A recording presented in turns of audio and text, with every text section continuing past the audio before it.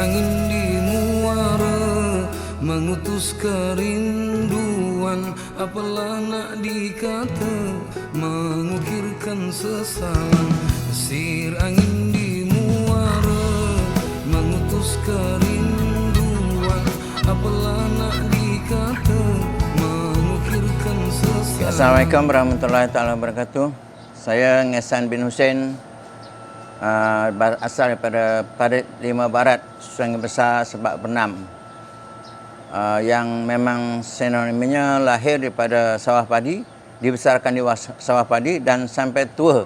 Umur saya sekarang 70 tahun berada di sawah padi. Desir angin di muara mengutus kerinduan, apalah nak dikata mengukirkan sesalan. Desir angin di muara mengutus kerinduan, apalah nak dikata mengukirkan sesalan. Ini ada 2 kaedah. Pertama, sistem tabur. Tabur ni alhamdulillah lah, tapi bila ada padi angin dia tak menjadi padi.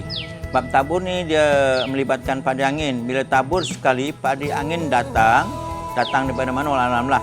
Padi yang ditabur tak akan tumbuh. Ya, padi angin tu tuan-tuan nak kenal, dia bila dia masak tunduk saja kena angin habis, tinggal tangkai saja. Petani tak dapat apa. Sekeping dulu beli 6 tan, 7 tan, sekarang cuma 1 tan tuan-tuan.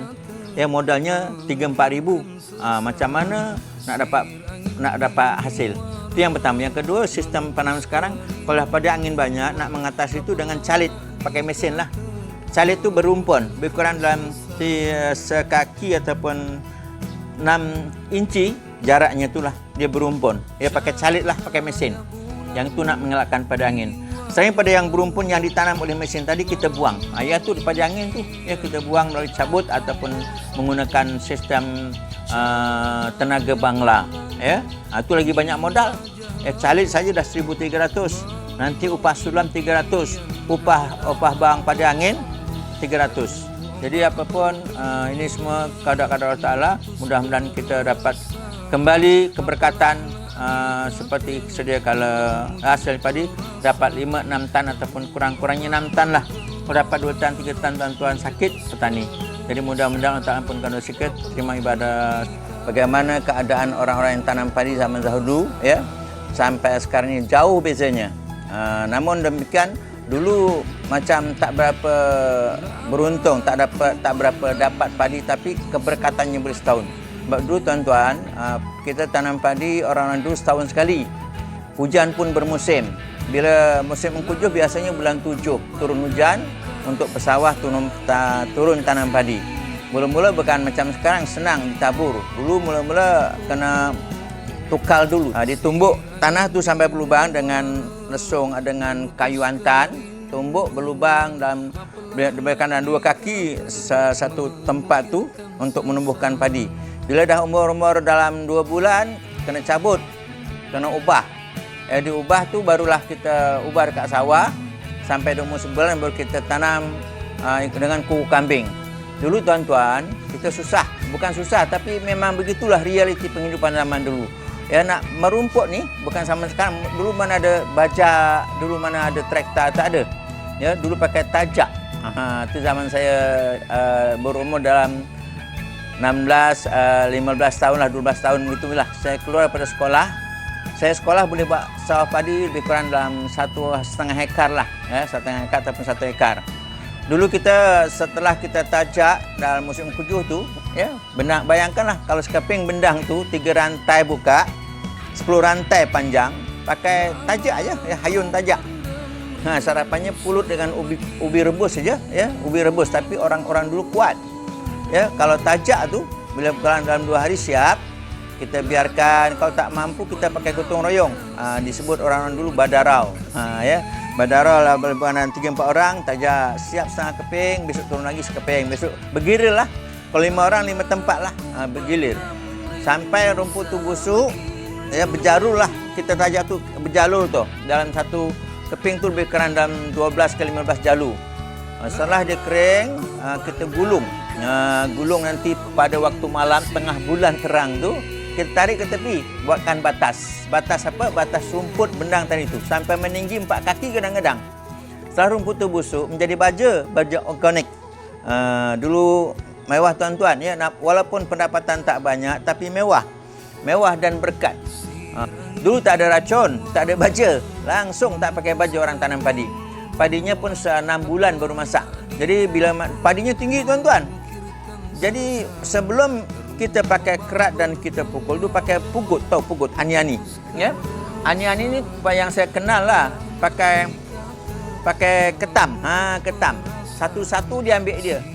Nanti bawa ke rumah, benda tu digiling dengan kaki, diirik. Orang kata Jawa, diirik lah. Irik atas rumah dulu serambinya mesti ada serambi lantai buluh yang jarang-jarang.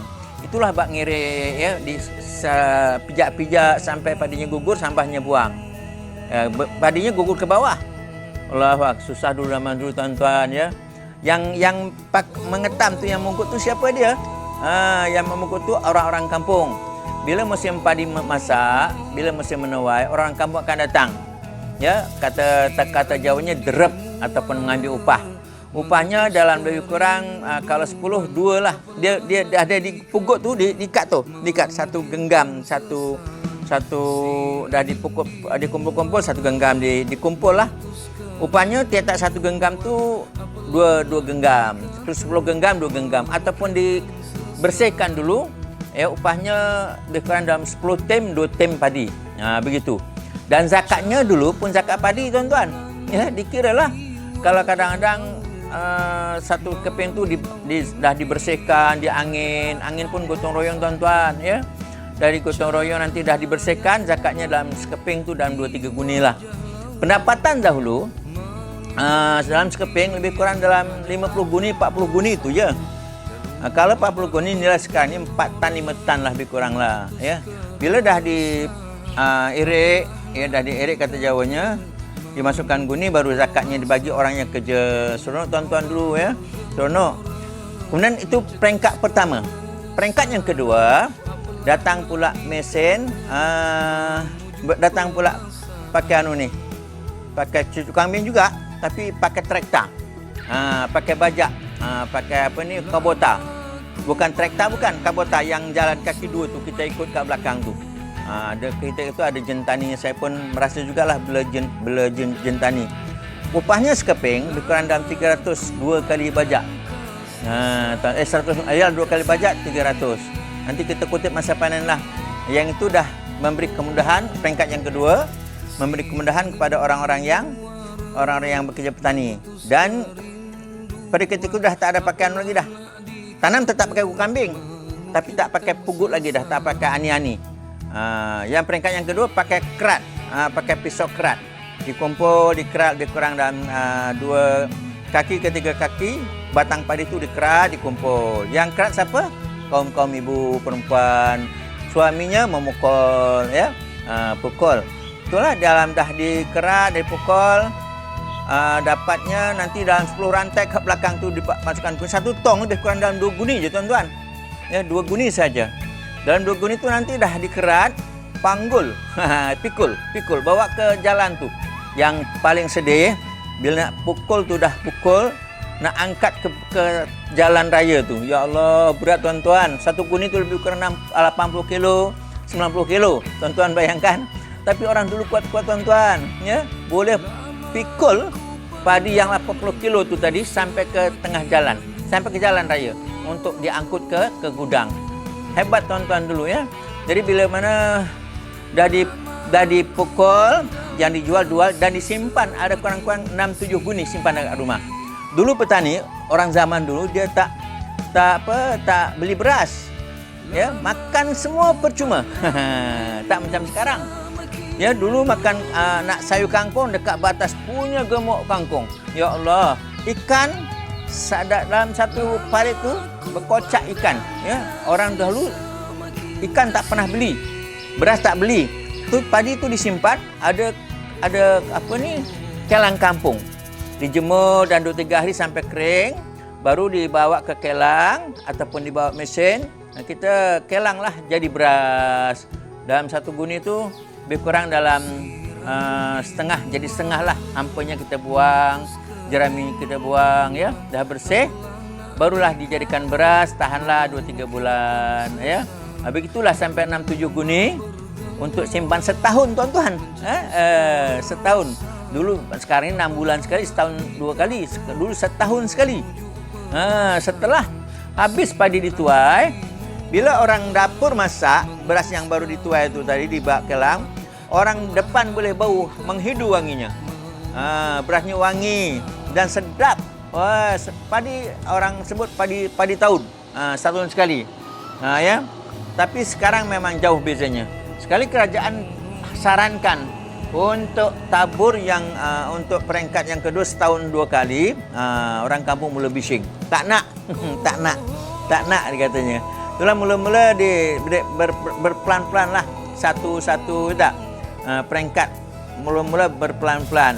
Satu-satu ada yang jadi, ada yang tak jadi. Tabur ni memang tak mimpilah dulu pakai tabur bendang ni, ya. Tapi bila mana dah 2 kali dah berjalan, dah elok, tak pakai tong lagi, pakai mesin, ya. Tak pakai lagi jentuai. Peringkat pertama tadi pakai pugut dan pakai pijak-pijak padi. Peringkat yang kedua pakai pukul, padi terus ke jalan, nak dipikul masuk guni. Peringkat yang ketiga dia ceritakan. Peringkat yang ketiga setahun 2 kali. Yang itu hujan pun dah tak bermusim, tuan-tuan, ya. Dunia pun mungkin dah nyanyuk, dunia dah tua, kan. Yang itu kerajaan dah jadi, dah 3-4 tahun dah mula jadi. Tahun 2000 yang secerita awal-awal tadi tahun 80-an. Ya, tahun 80-an sampai 90-an, dah 90-an akhir barulah jadi mula nak peringkat yang kedua, yang ketiga barulah sistem tabur. Tabur padi ni, tabur, tuan-tuan, ya. Kalau nak dipikirkan sekarang ni jauh daripada dulu. Rumputnya pun banyak jenis. Dulu langsung tak ada merumput, dah ditanam tu terus sampai tuai. Tak ada baja, tak ada merumput, tak ada. Sekarang, tuan-tuan, rumputnya berapa jenis. Padi burungnya, sambaunya, rumput airnya, ya, macam-macam rumput. Itu sudah, tuan-tuan. Sekarang dipikir-pikir dengan zaman dulu, kemudahannya jauh berbeza. Dulu pun sekali setahun, tapi keberkatannya tu, tuan-tuan, dapat rehat setahun, terbayangkan, ya. Walaupun dia, tapi tak pakai racun, ya, tak pakai mesin, tapi seronoknya, tuan-tuan, keberkatannya tu yang kita nak. Tapi tak mungkinlah kita nak patah balik zaman dulu, di mana kita sekarang, tuan-tuan, lihat sendiri bagaimana petani, ya. Kadang-kadang modalnya 2,000, 3,000, dapatnya 1,000, ya, duit poket keluar, tuan-tuan, ya.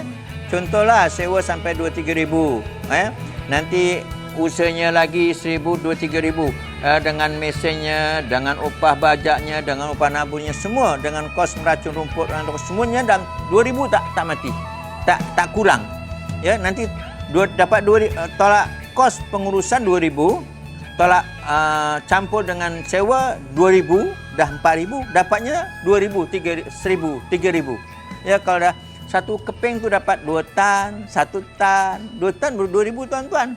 Mau tak mau kita kena tanggunglah. Itulah risiko zaman sekarang. Angin di muara mengutus kerinduan, apalah nak dikata, mengukirkan sesalan. Desir angin di muara mengutus kerinduan, apalah nak dikata, tuan-tuan, anak-anak, Pak Cik pun dah umur 70 tahun. Nabi dah bagi tahu antara 60 ke 70 umatku akan kembali kepada asal. Jadi anak-anak yang ditinggalkan nanti, Pak Cik dah cerita daripada awal, ya, penghidupan orang-orang zaman dahulu dan penghidupan sekarang. Dapat bezakanlah.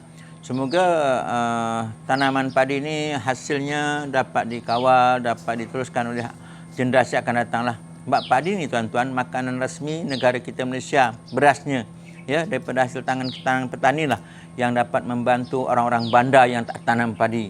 Ya, mudah-mudahan kita usahakan dengan cara yang terbaik. Sebab pesawah ni agensi yang penting sangat untuk kita mengeluarkan hasil tanaman padi yang berunsurkan beras pemakanan resmi orang Malaysia, untuk mendapatkan hasil yang lumayan lah, supaya negara kita tidak minta ataupun kita tidak mengimport ya hasil beras daripada luar negara.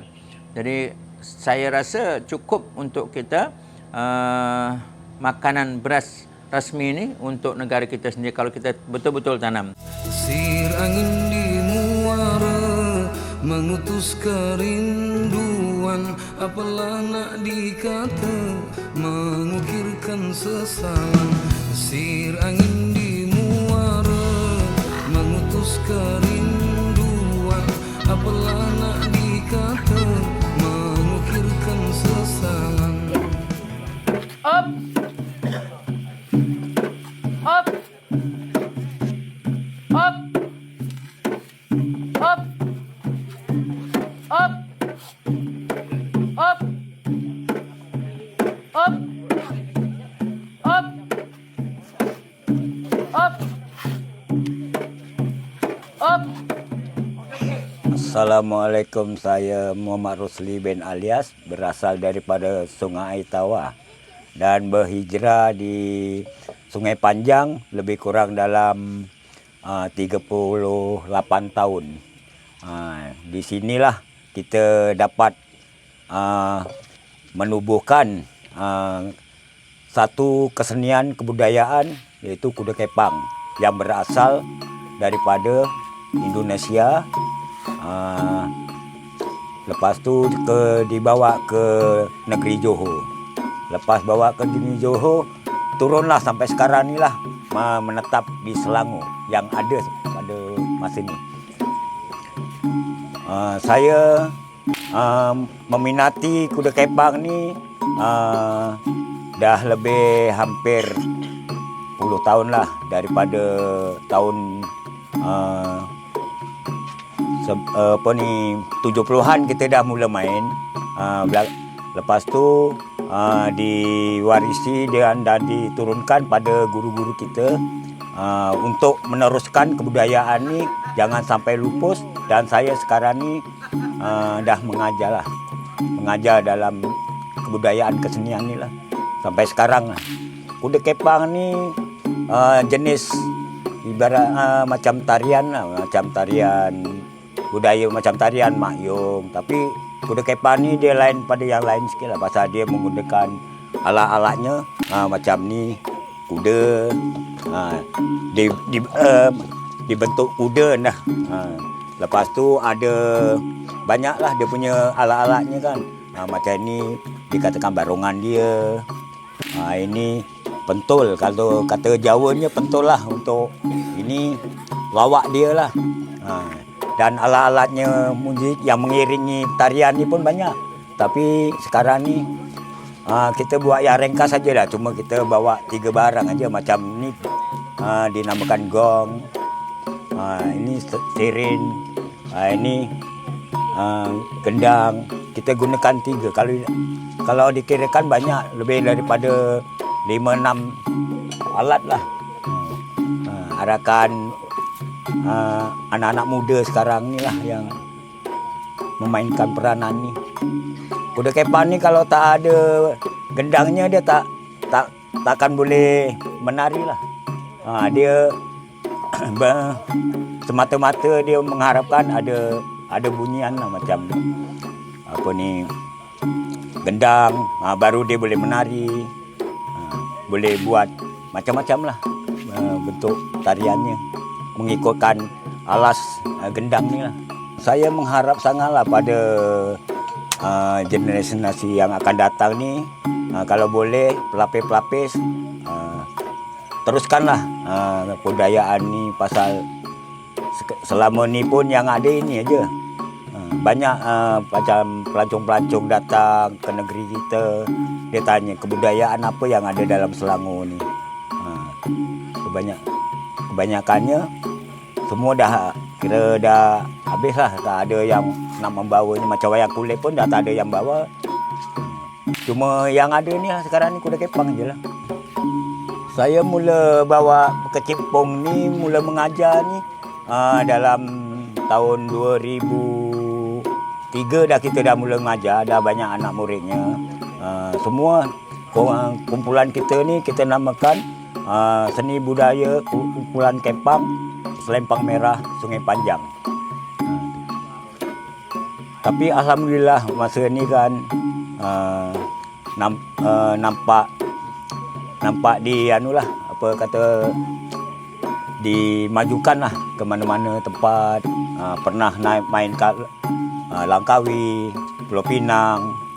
Cuma Johor je tak ada. Pasal Johor tu tempat dia kan. Dah macam-macam tempat kita dah pergi dah. Kalau boleh tu, itulah kita seru pada anak-anak muda yang berminat. Bolehlah teruskan kesenian ni.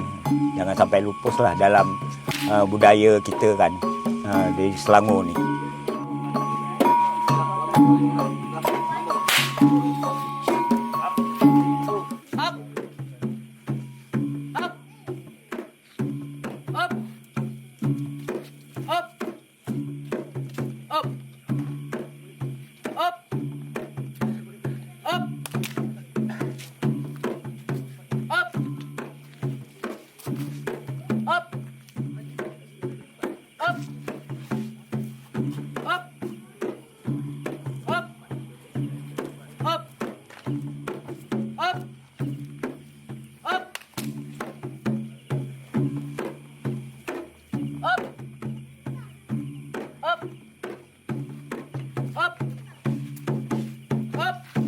Desir angin di muara mengutus kerinduan, apalah nak dikata mengukirkan sesalan. Desir angin di muara mengutus kerinduan, apalah nak dikata mengukirkan sesalan. Setelah saya umur 70 tahun tuan-tuan, ya, untuk maklumat, rutin harian saya menghabiskan umur lah sementara menunggu mati.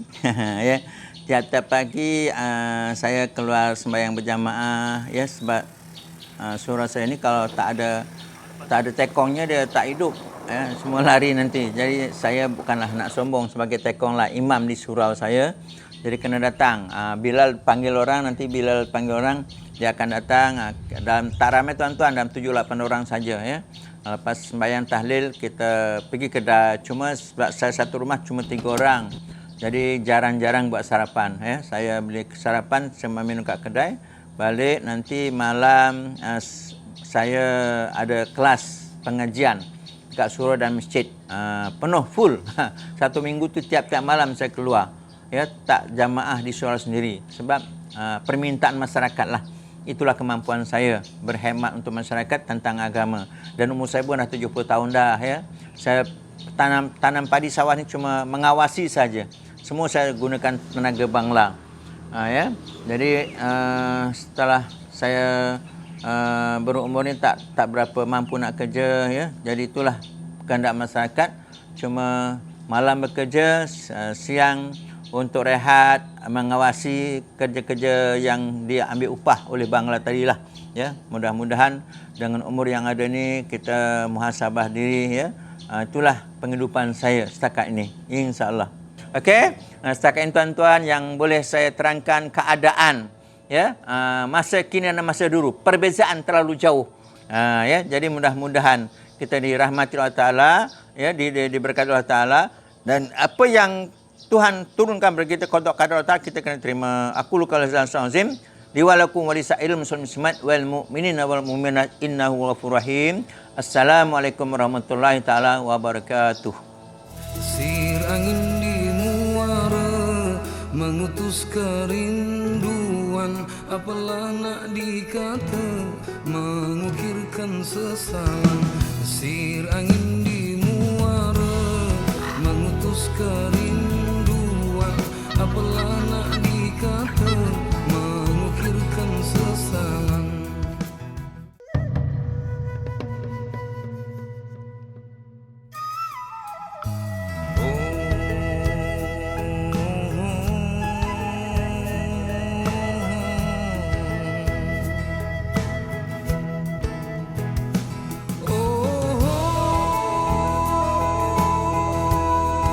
Engkau tanah air, pemilik perut yang berbudi. Sejarah hidup zaman berzaman pernah merangkul pahlawan kemerdekaan, menampung hujan menyedot sinar matahari. Lahirlah anakmu dari semayan